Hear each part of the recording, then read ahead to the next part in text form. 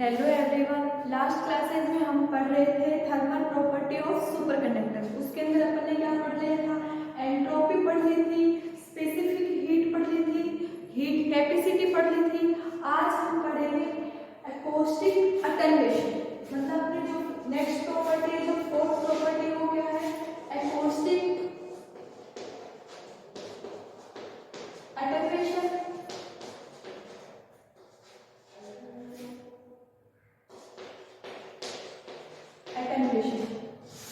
ठीक है, इसका मतलब अगर कोई भी, जैसे ये किससे रिलेटेड है? एकॉस्टिक अटेन्यूएशन मतलब साउंड वेव से रिलेटेड है।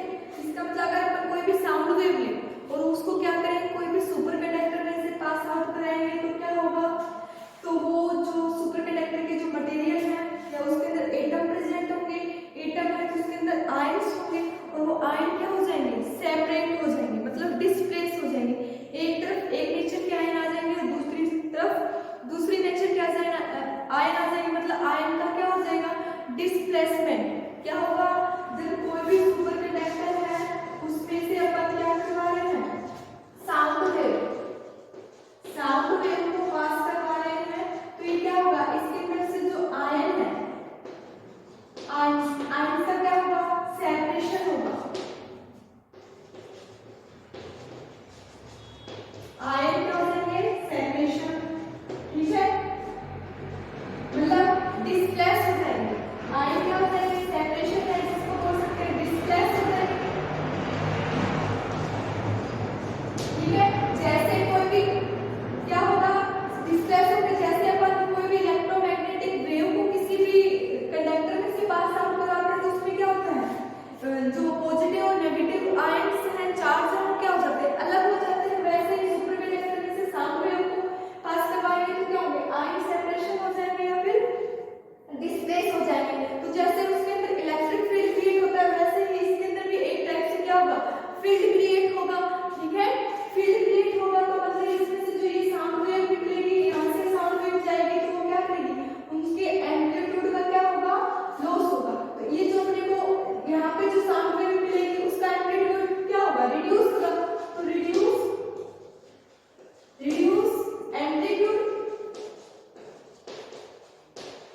एम्पलीट्यूड ऑफ साउंड वेव क्यों होगा? क्योंकि जब इसमें से साउंड वेव पास आउट करेगी तो आयंस क्या होंगे? डिस्प्लेस होंगे, इससे फील्ड क्रिएट होगा और इस आयंस, इस जो सुपर कंडक्टर है उसको आयन है ना, वो एनर्जी को क्या करेंगे? अब्सॉर्ब करेंगे। उसी रीजन से क्या होंगे? डिस्प्लेस होंगे। एनर्जी अब्सॉर्ब करेंगे तो इसकी एनर्जी क्या होगी? कम होगी, डिक्रीज होगी। एनर्जी डिक्रीज होगी तो इसका एम्पलीट्यूड भी क्या होगा? डिक्रीज होगा। और वो एनर्जी किसके द्वारा अब्सॉर्ब होगी? जो सुपर कंडक्टर है उसके एटम्स के द्वारा क्या हो जाएगी? अब्सॉर्ब करने की वजह से जो साउंड वेव है उसका एम्पलीट्यूड क्या हो जाएगा? रिड्यूस हो जाएगा। ठीक है, और ये एनर्जी अब्सॉर्ब होगी, इसके थ्रू एक पर्टिकुलर रीजन होगा तो जिसको जो सरफेस बोलेंगे उसको बोलेंगे Fermi surface. Fermi surface.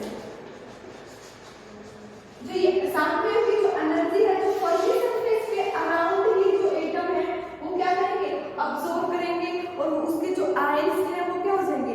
Separate हो जाएंगे। तो इसके लिए कंडीशन हो गई, कौन से एटम उसके एनर्जी को अब्सॉर्ब करेंगे? जो फर्मी सरफेस के या फर्मी लेवल जिसको बोलते हैं, फर्मी लेवल के जो एटम्स हैं और या आयंस हैं वो क्या करेंगे? एनर्जी को अब्सॉर्ब करेंगे। ठीक है, तो इस जो प्रोसेस है उसी को क्या बोलते हैं? अल्ट्रासोनिक या एकॉस्टिक अटेन्यूएशन कहते हैं। ठीक है, या तो इसको क्या बोलते हैं?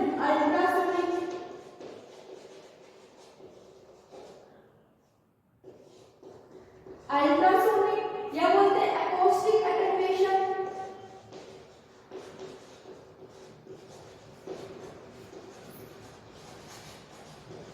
इस प्रोसेस को ही क्या बोलते हैं? अल्ट्रासोनिक प्रोसेस या एकॉस्टिक अटेन्यूएशन है। ठीक है, अब देखो ये एकॉस्टिक अटेन्यूएशन में मान लो अपन इसको फैक्टर के फॉर्म में डिफाइन करें तो मान लो इसमें सुपर कंडक्टर है। अब सुपर कंडक्टर में क्या होते हैं? दो टाइप के इलेक्ट्रॉन होंगे।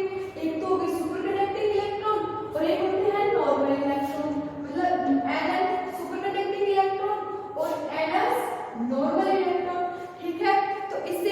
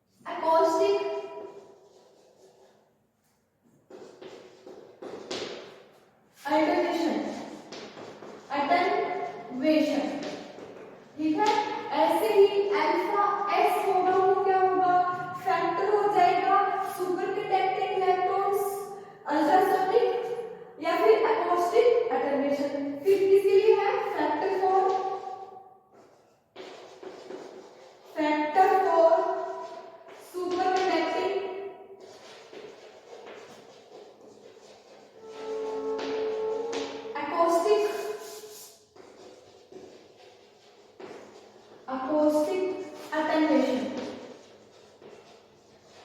ठीक है, तो ये अपने पास दो फैक्टर आ गए, एक तो अल्फा एन आ गया और एक क्या आ गया, अल्फा एस आ गया। ठीक है, अगर इनके बीच में अगर अपन इनका रिलेशन देखते तो देखो क्या है, अगर अपन इनका रिलेशन देख लिया, रेशियो निकाले तो देखो क्या आएगा, फैक्टर किसके लिए, एक तो सुपर कंडक्टर के लिए जिसको डिनोट कर रहे हैं अल्फा एस से, और एक क्या होगा अल्फा एन।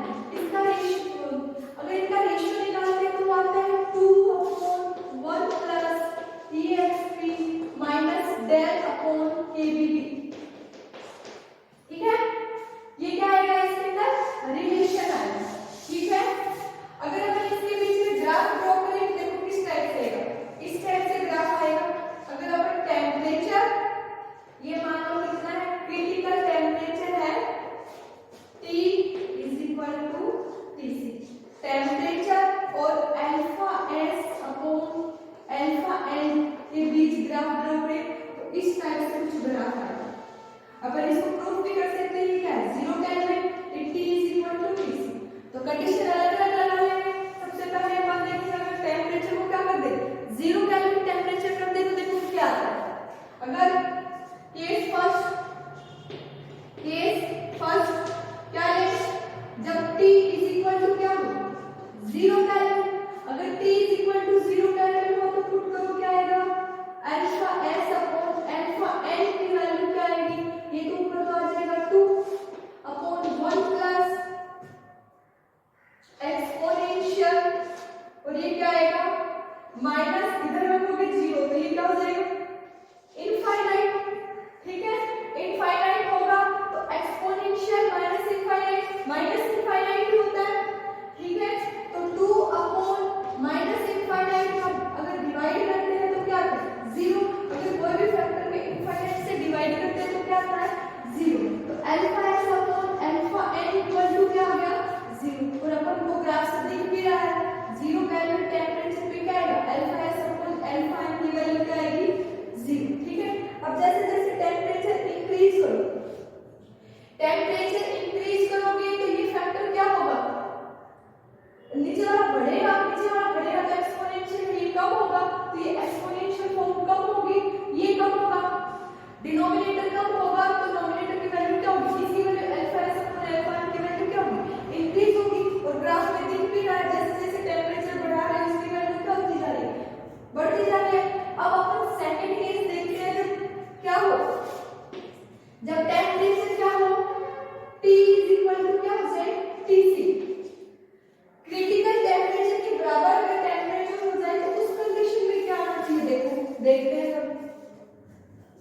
तो ये क्या